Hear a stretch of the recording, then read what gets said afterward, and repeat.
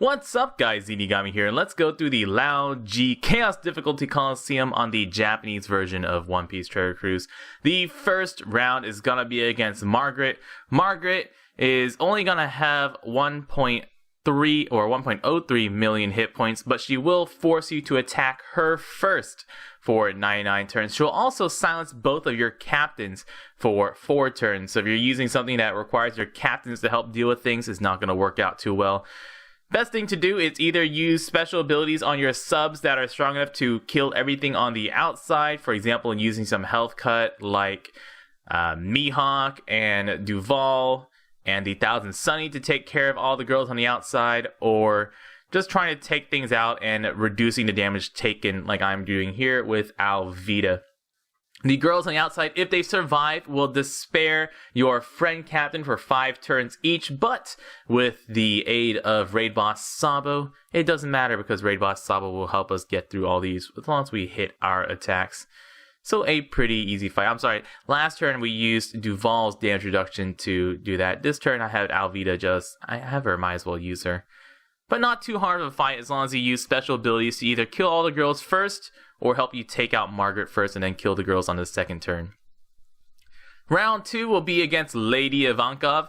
Ivankov will have just under 3 million hit points. She will make all of your base attribute orbs, so any of the primary color orbs, that's the strength, dex, quick, int, or psi orbs, those will all count as badly matching orbs.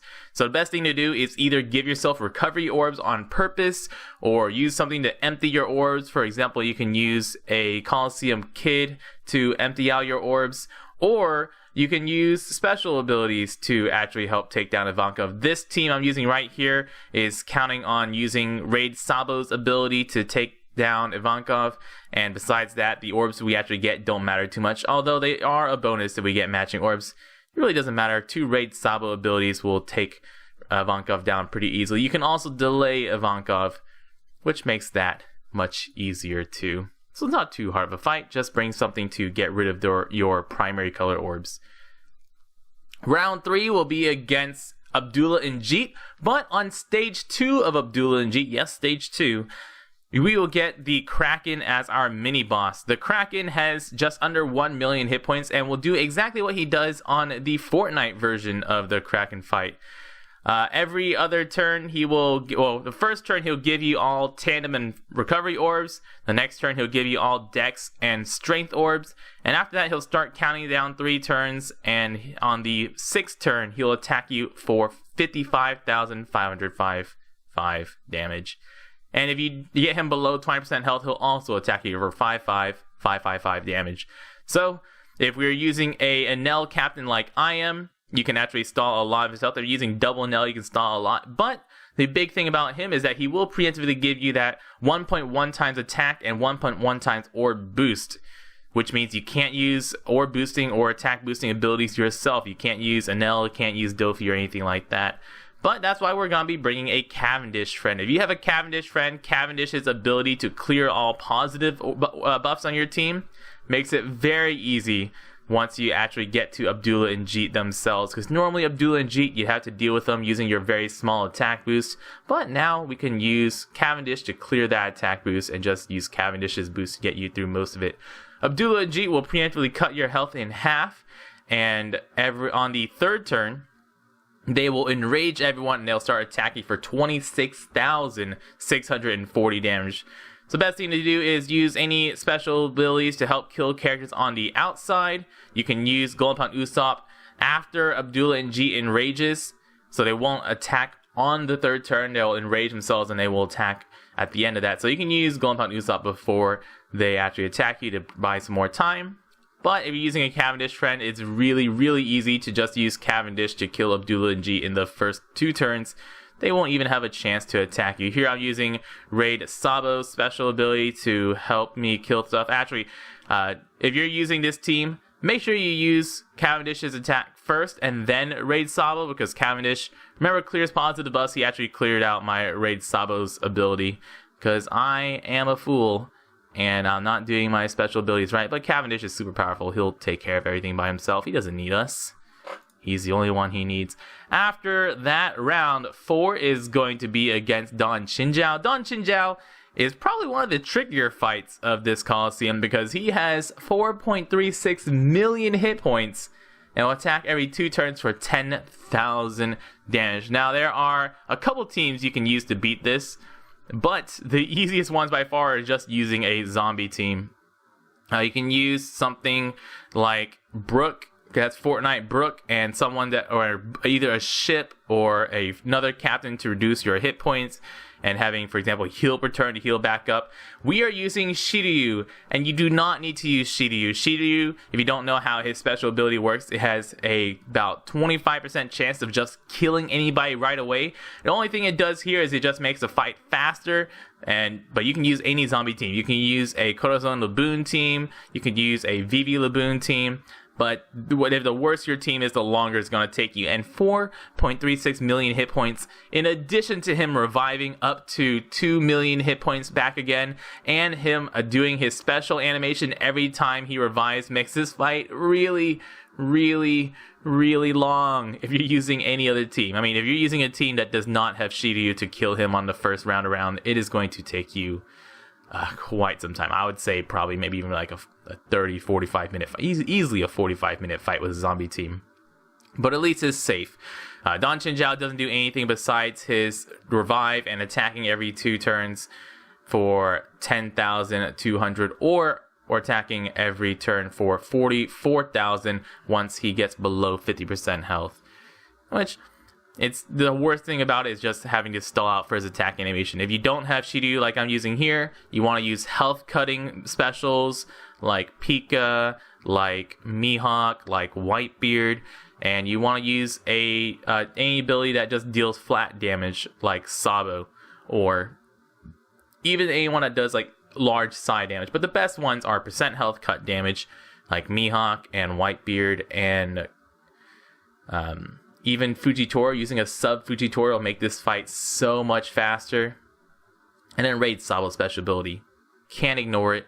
The best way to finish off Don Chinjao. Here we go. Just hitting a good. Done. Thank you, Sabo. You're the best. Did I mention how much I like Sabo? Sabo's really, really good. Round 5 against Lao G.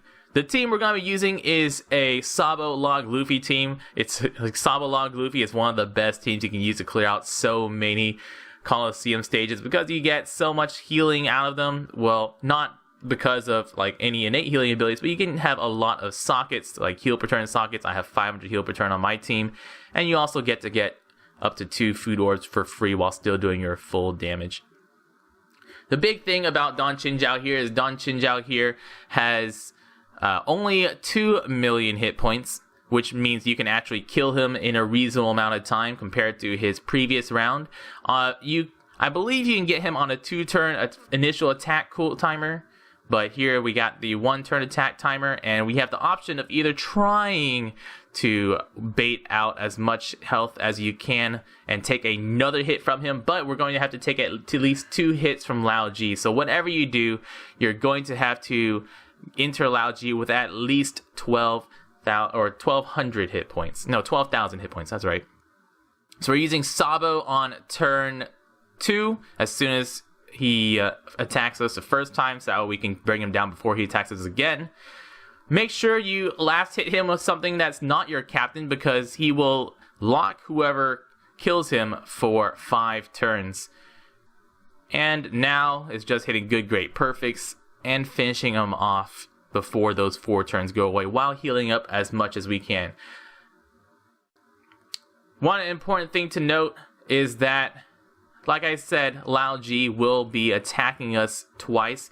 Lao G will silence any slashers and shooters that you have for 2 teams. If you're using this team that I'm using right here, that means he's silencing your Golem Dawn Usopp, your Hancock, your Ace, and your Doflamingo for 2 turns. So the first 2 turns is just about taking hits. Now, I will accidentally bring him below 70% hit points.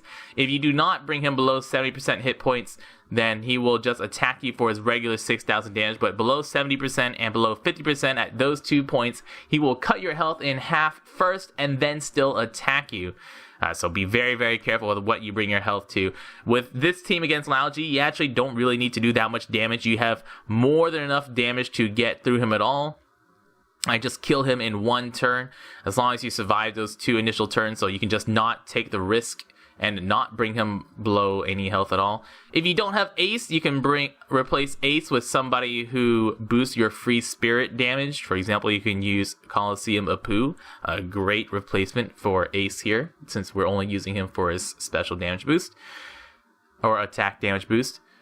Lao G will every single turn give you all G orbs. If you don't know what a G orb is, a G orb works just like a matching orb. It doesn't count as a matching orb for things like Strongworld Ace, and it only boosts your attack by 1.5 times, but it does work for every single person. So here I accidentally brought him below 70%. Lao G attacks us, but we had enough health, so everything's hunky-dory.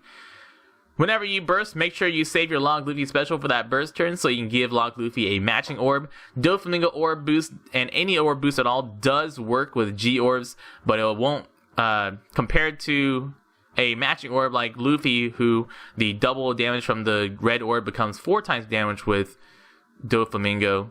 The 1.5 times boost from a G orb only becomes a 2.25 times boost once you double that damage. Now doesn't matter where we move our G orbs. Now we hit good, great, perfect, and good. That will get you the most damage you can out of a team that hits good, great, perfects. Otherwise, make sure you hit 2 goods first. Oops, I hit the great. It's okay. You've got enough damage there, guys. That is the Lao G Coliseum. Lao G himself is a pretty good character. Lao G's captain ability will boost the attack of driven characters by 2.5 times if they have a matching orb, but only boosts them by 2 times if they do not have a matching orb. His special ability is very, very good though. His special ability changes any Psi, Int, Recovery, and Tandem orbs into G orbs and locks all orbs for 1 turn.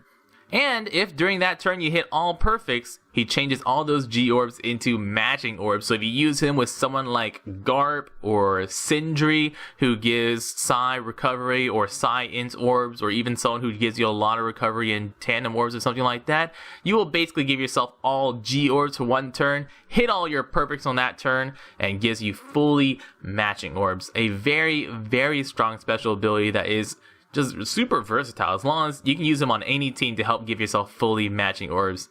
And being he is a fighter-driven character, so being a fighter-driven character works great on either those teams or Dex teams too, if you don't have a Law of Pooh combo to give yourself all those green orbs. Guys, I've been Zeenigami. Lao G is really good.